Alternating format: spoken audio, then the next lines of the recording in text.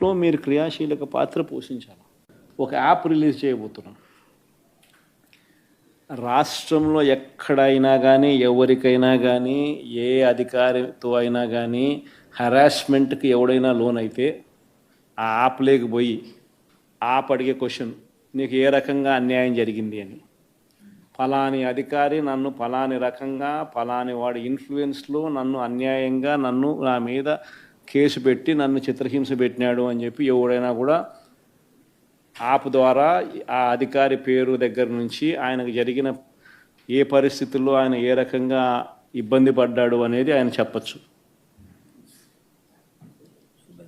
ఆయన దగ్గర ఏదైనా ఆధారాలు ఉంటే ఆ ఆధారాలు కూడా ఆయన అప్లోడ్ చేసే ఫెసిలిటీ కూడా కల్పిస్తూ ఉన్నాం.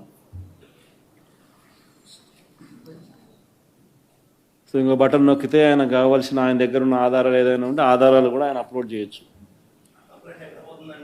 ఆటోమేటిక్లీ ఆ కంప్లైంట్ మన డిజిటల్ లైబ్రరీలోకి వచ్చేస్తుంది.